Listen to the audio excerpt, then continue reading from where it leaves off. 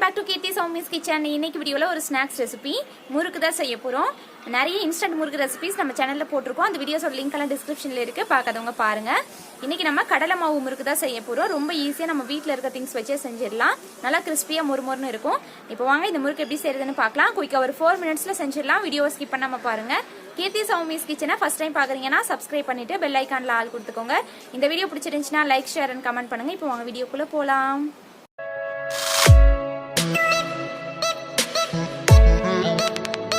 First முறுக்குக்கு மாவு கலந்துக்கலாம். நான் இதுக்கு 1/2 கிலோ அரிசி மாவு எடுத்திருக்கேன். இது நார்மலாக நம்ம கடையில் வாங்கினா இடியப்ப மாவு தான். நீங்கள் எந்த பிராண்ட் வேணாலும் வாங்கிக்கலாம். இப்போது மெஷர்மெண்ட்காக இந்த கப்பில் ஒரு 4 கப் அரிசி மாவு அளந்து சேர்த்துக்கிறேன். இது கூட 2 கப் கடலை மாவு சேர்த்துக்கலாம். கடலை மாவை நல்லா ஒரு டைம் ஜல்லடையில் ஜலிச்சுட்டு சேர்த்துக்கோங்க. ஜலிக்காமல் அப்படியே போட்டோன்னா கட்டி இருக்கும், கரெக்டாக பிசைய முடியாது. அதனால் ஜலிச்சுட்டு போட்டுக்கோங்க. 4 கப் அரிசி மாவுக்கு 2 கப் கடலை மாவு போட்டோன்னா கிறிஸ்பினஸ் கரெக்டாக இருக்கும். ரொம்ப அதிகமாக கடலை மாவு போட்டோம்னா கொஞ்சம் கடுக்கு முடுக்குன்னு ஹார்டாக இருக்கும் முறுக்கு, அதனால தான்.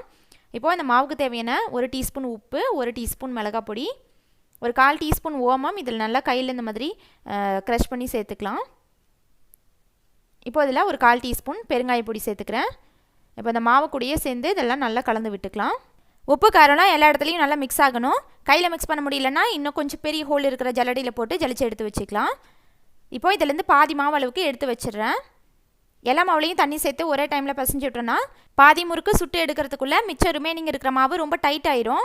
அதனால் தண்ணி மறுபடியும் தெளித்து பிசைகிற மாதிரி இருக்கும், எண்ணெய் குடிச்சிரும் முறுக்கு. அதனால் பாதியை பிரிச்சுக்கோங்க. இப்போ இதில் 1 டேபிள் ஸ்பூன் அளவுக்கு பட்டரு மெல்ட் பண்ணிவிட்டு இதில் சேர்த்துக்கிறேன். நீங்கள் இதுக்கு பதிலாக 2 டேபிள் ஸ்பூன் எண்ணெய் நல்லா சூடு பண்ணி கூட சேர்த்துக்கோங்க. இதில் பாதி அளவுக்கு மட்டும் 1/2 டேபிள் ஸ்பூன் அளவுக்கு பட்டர் சேர்த்துட்டு இதை நல்லா மிக்ஸ் பண்ணிவிட்டு மறுபடியும் இதில் கொஞ்சம் கொஞ்சமாக தண்ணி தெளித்து மாவு பிசைஞ்சிக்கலாம். கடலை மாவு முறுக்குங்கிறதுனால நம்ம பிசைஞ்சு எல்லாத்தையும் ஒரே டைமில் வச்சிட்டோம் அப்படின்னா அது தண்ணியெலாம் நல்லா இழுத்துட்டு ரொம்ப ஹார்டாயிரும். மாவு முறுக்கொழுக்கில் போட்டு புளிய முடியாது, ரொம்ப டைட் ஆயிரும். அதனால் கொஞ்சம் கொஞ்சமாக பிசைஞ்சிக்கலாம். இந்தளவுக்கு நல்லா பிசைஞ்சு வச்சுட்டேன். ரொம்ப டைட்டாக இருக்கக்கூடாது, இந்தளவுக்கு இலக்கமாக இருக்கணும். அப்போ தான் முறுக்கு புளியறதுக்கு கொஞ்சம் ஈஸியாக இருக்கும், ரொம்ப டைட்டாக இருக்காது. நான் இந்த மாதிரி தேன்குழல் அச்சு இருக்கும்ல, அந்த ஹோல் இருக்கிற பிளேட்டு போட்டு வச்சுருக்கேன். இப்போ கொஞ்சமாக மாவு எடுத்து போட்டுட்டு புளிஞ்சிக்கலாம். ஒரு 4-5 தட்டையில் ஃபஸ்ட்டு புளிஞ்சு வச்சிட்டிங்க அப்படின்னா 4 முறுக்காக போட்டு எடுக்கிறதுக்கு ஈஸியாக இருக்கும். உங்களுக்கு எந்த சைஸில் முறுக்கு வேணுமோ அந்த மாதிரி புளிஞ்சு விட்டுக்கோங்க. ஆயில் 1 லிட்டர் 1.5 லிட்டர் அளவுக்கு எண்ணெய் இருக்குது அப்படின்னா 5-6 முறுக்கு கூட புளிஞ்சு விட்டு வேக வைக்கலாம். ஆயில் ரொம்ப கம்மியாக வச்சுட்டு நிறைய முறுக்கு ஒரே டைமில் போட்டுட்டோம் அப்படின்னா முறுக்கு சரியாக வேகாது, எண்ணெயோட ஹீட்டு பத்தாது, வதன்னு போயிடும், கிறிஸ்பியாக இருக்காது. அதனால் ஒரு 3/4 லிட்டர் 1/2 லிட்டர் வைக்கிறீங்க அப்படின்னா 3 இல்லைனா 4 முறுக்கு மட்டும் போட்டு எடுத்துக்கணும். இதே மாதிரி நான் ஒரு 4 முறுக்கு புளிஞ்சு வச்சுக்கிட்டேன். இப்போ ஸ்டவ் ஆன் பண்ணி வானலில் எண்ணெய் வச்சுருக்கேன். எண்ணெய் நல்லா காய்ச்சதுக்கப்புறமா ஃப்ளேமை ஹைலியே வச்சுட்டு நம்ம புளிஞ்சு வச்சுருக்க எல்லா முறுக்கையும் போட்டுக்கலாம். முறுக்கெல்லாம் போட்டதுக்கப்புறமா ஃப்ளேமை மீடியம்லேயோ இல்லை லோ ஃப்ளேம்லேயோ வச்சுட்டு பொறுமையாக முறுக்கு வேக வச்சு எடுத்துக்கலாம். எண்ணெய் எவ்வளோ பிடிக்குமோ அந்த அளவுக்கு தான் முறுக்கு போடணும். நம்ம ஒன்று மேலே ஒன்று நிறைய போட்டுட்டோம் அப்படின்னா முறுக்கு கிறிஸ்பியாக வராது, வதன்னு போயிடும். இப்போ அந்த பபுள்ஸ் எல்லாம் இந்த அளவுக்கு நல்லா அடங்கினதுக்கப்புறமா 2 சைடும் திருப்பி போட்டு ஒரு 3 minutes வேக வச்சுக்கிட்டோம் அப்படின்னா போதும், சீக்கிரமாகவே வெந்துடும். பாருங்கள், பபுள்ஸ் எல்லாம் சுத்தமாக அடங்கிருச்சு. இப்போ இதை எடுத்துக்கலாம்.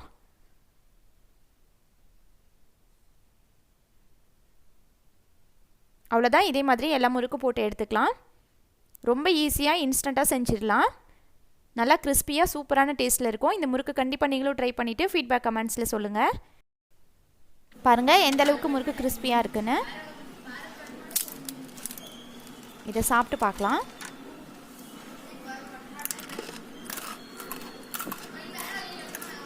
இந்த வீடியோ பிடிச்சிருந்துச்சுன்னா லைக் பண்ணுங்கள், ஷேர் பண்ணுங்கள். கீர்த்தி சௌமிஸ் கிச்சனை சப்ஸ்கிரைப் பண்ணுங்கள். தேங்க்ஸ் ஃபார் வாட்சிங்.